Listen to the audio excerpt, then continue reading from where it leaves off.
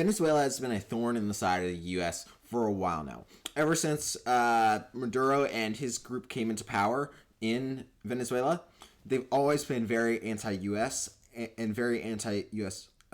Businesses in the area. They're incredibly social. They're a socialist country, so they actively oppose a lot of the business that U.S. does. And it's been a thorn in the side for multiple reasons. First of all, they are one of the biggest oil producers, have one of the largest oil reserves in the world. The second is, which is the bigger issue when talking about Venezuela and relations with the U.S., is that they have a massive drug trafficking issue. They send a lot of drugs to the U.S. And in fact, they're one of the major producers and sellers of drugs to the U.S. And Trump's goal in his presidency, one of his promises was to limit the amount of drugs coming into the U.S. and limit the amount of deaths because of it. And one of his major targets that he sees as a weaker option to start pressuring and attacking is Venezuela. Simply because, first of all, they are a smaller, weaker nation. Their economy is horrible.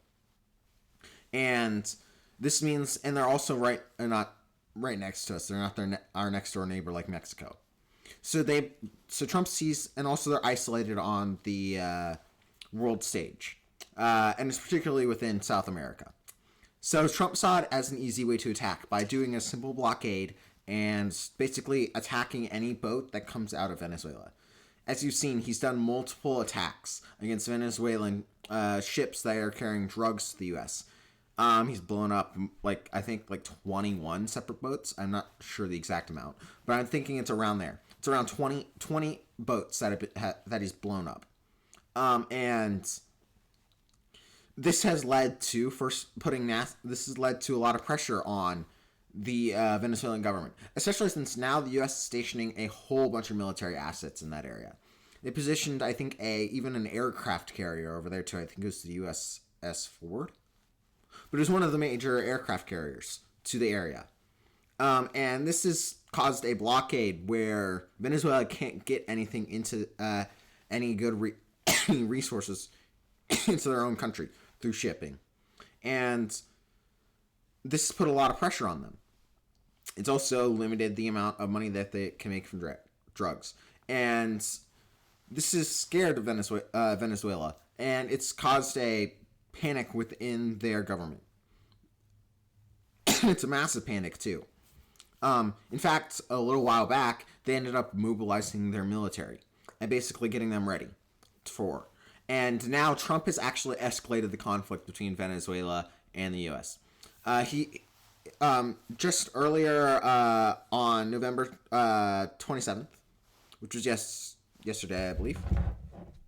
Yeah, yesterday. On November 27th, yesterday, he ended up saying that Trump says the U.S. will begin stopping Venezuelan drug traffickers on land, and it's going to start very soon.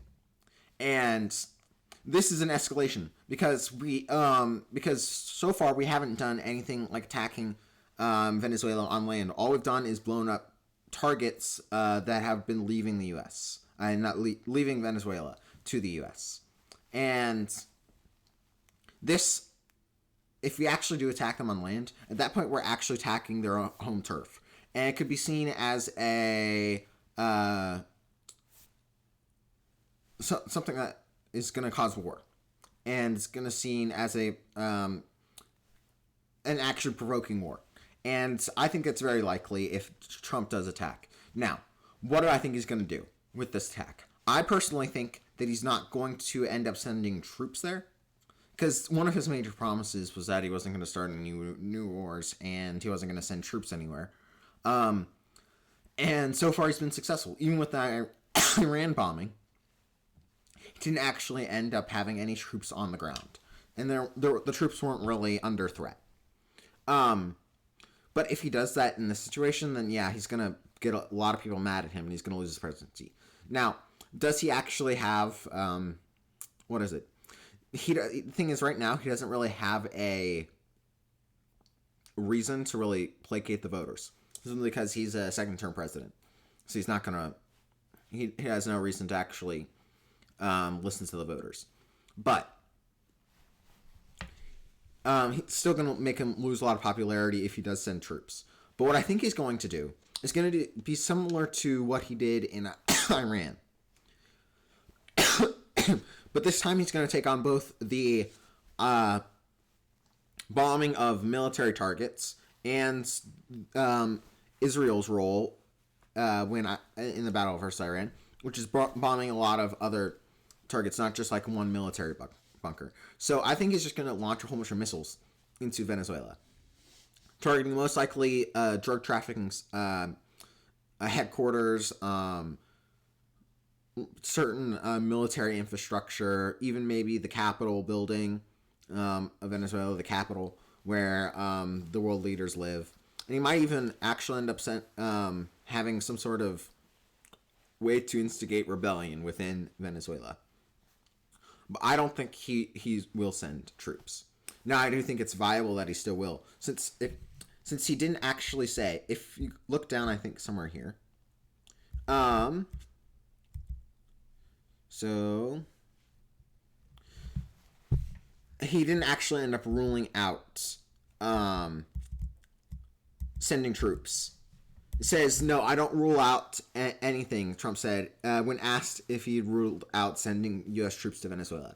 So I think that's actually a good thing for him to not rule out anything, because you don't want to show your cards. But this worries me a little, that he will send troops, as he's not actually ruling it out, and he's like posturing towards he might actually end up doing it. And at that point, I think he's going to become very, very unpopular at that point. He's already lost a lot of popularity, but he's going to lose even more if he ends up sending troops. Now, do I think it's a good idea to actually try to pressure Venezuela and have them try to switch, do a regime change there? I actually think it's very good if the U.S. end up doing some sort of regime change in Venezuela. Especially since right now they have a very anti-American president in person in control, practically a dictator, a very anti-American dictator within Venezuela right now. And Venezuela actually has a lot to offer the U.S. as they have a lot of resources. Currently, Venezuela has the largest oil reserves within the world. Currently, they're even larger than Venezuela. If you look at larger than Saudi Arabia. So if you look at the numbers here, they have around, this is a little bit old data, but this still holds true as they haven't exported a whole bunch of oil. It's increased. But if you look at the numbers here, they control around 18 to 20%, control around 18% of the current oil supply in the world, oil reserves. And that's a ton of oil reserves. And if we can actually get a regime within Venezuela that is actually, first of all, effective at mining and drilling and oil pumping and getting all that oil out of the ground, that will increase supply on the international market. So it would push oil prices down, which when you push oil prices down, energy cost goes down, which then results in less inflation and actually a better economy. So if we can actually get a regime in there that likes the U.S. and is actually going to be effective at exporting that oil, then we'll have an overall improvement on the economy and reduce gas prices, which will help the U.S. in the long run. And especially if we get a very, very pro-American regime into Venezuela, then we'll actually have even more favorable terms. As if we actually do help the people that if we do actually help with regime change, and we get someone into power that is actually very, very supportive of the U.S., they might feel indebted to the U.S. and might give us favorable deals when it comes to oil production and oil supply. So we might actually even see a further reduction in oil prices. And also if a U.S. power does actually get into Venezuela, and they're actually very supportive of the U.S., this could actually help break up OPEC. Now, OPEC does include Venezuela right now, and a whole bunch of the oil-producing nations. So if we get a very pro-American person into power in Venezuela, they might actually be able to massively increase production. They won't limit themselves. as they'll be connected to the U.S. And this will actually push down prices across the board. It wouldn't just be in Saudi Arabia, but it would break up the OPEC monopoly, which would then push it even prices even further down, which is even better for the U.S. So then we have a better, lower oil prices, lower gas prices, and a better economy for the U.S. So I actually think it's instigating a regime change in Venezuela. I think is a very, very good option for the Trump administration. Now the question is, can they do it without, as Trump's, without putting troops on the ground? And that's the question. Now I think it's very possible to do that. Again, we just have to take out the leadership within the current regime, and probably help give weapons to a pro-American group within Venezuela. As currently, Maduro in his own country is very unpopular, so once you actually remove the senior leadership, there's a decent chance that there will be a popular uprising. But it will be a lot easier if we end up giving weapons or some sort of monetary support to groups that are actually anti-Maduro and pro-U.S. And at that point, it would be very easy. The thing is, since he's so unpopular right now, you don't actually need to give them a lot of weapons.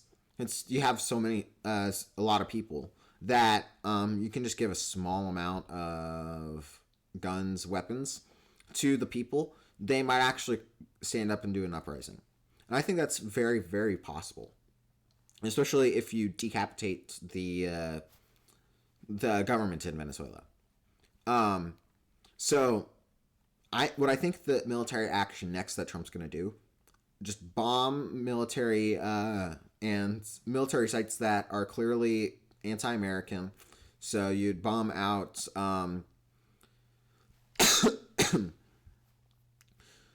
military infrastructure. You'd actually also want to keep the civilian infrastructure for like gas and oil. You still want to keep that intact, as we'd want to keep that intact for like once the war ends and we get someone in power that's pro yes. Also, in this situation, you wouldn't want to attack civilian infrastructure, because at that point, civilian infrastructure, it would actually radicalize the people against the U.S. But if we do a way to where we can just take out all the top military leadership, and even the lower level leadership that supports Maduro, then at that point it would be kind of easy for the people in Venezuela to actually fight to change regimes, as they currently do not like their leadership at all. So I think it's very I think that's probably what it'll do. We'll eventually see, but hopefully it does that. Another thing is, if we actually do get a regime that's actually in there that is actually supportive of the U.S., they might actually stop the drug flow, and they might become very anti drug cartels, similar to what, and that would actually help with reducing drugs in coming to the U.S. In fact, they might also they might have enough support to where they do a similar situation to what happened in El Salvador, and like a Bukele comes in, maybe get that, but I don't think that's very viable. But if we actually get a pro-American regime into Venezuela, it's more likely that they'll be able to fight the cartels, and it would make it a lot easier for us to actually reduce the drugs coming into the U.S. And it would also gain a new ally within our sphere of influence within the Americas. So I actually hope you somehow decapitates the government within Venezuela. I just hope that he does it in a way to where we don't send troops, because at that point we would be endangering American soldiers, and we don't want that. We don't want another war that like Afghanistan, that where we are in a country fighting it, or Afghanistan or Vietnam, where we're in there for like a decade and we don't get anything out of it. But if we decapitate their power structure, then we can actually then it actually incentivizes the civilians to actually uprise and take out the leadership and uprise into a better into more supportive government for the U.S. The issue is that we don't want to attack any civilian infrastructure at all, because at that point, then there would be the civilian population would be very anti-U.S., and we don't want that. So it's hopefully he does actually end up taking out Venezuela leadership, as it would end up helping the U.S. in many ways. But we just hopefully he doesn't send any troops. That would be the worst scenario. Actually, another benefit of sending of getting Venezuela on our side would be that the anti-U.S. alliance would lose another regime that's in power within our sphere of influence within the Americas, and it actually helps secure military integrity and national security for the U.S. As currently the U.S. is very, very insulated from the rest of the world in terms of military power.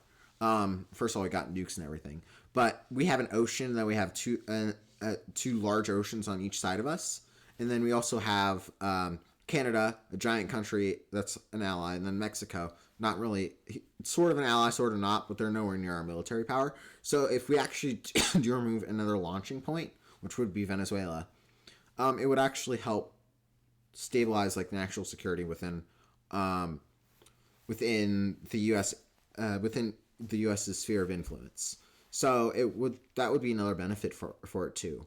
So hopefully Trump does actually just end up removing the leadership within Venezuela and actually end up gaining a U.S. ally within another U.S. ally within the Americas, and hopefully he does that. I would absolutely love for him to do that, but hopefully he doesn't actually send up troops, and that's the thing I'm worried about. But only time will tell, and we'll see in the future. We'll see in the future what happens, and hopefully everything works out for the U.S. In this endeavor. But anyway, thank you for watching, and happy late Thanksgiving, I guess. And see you later.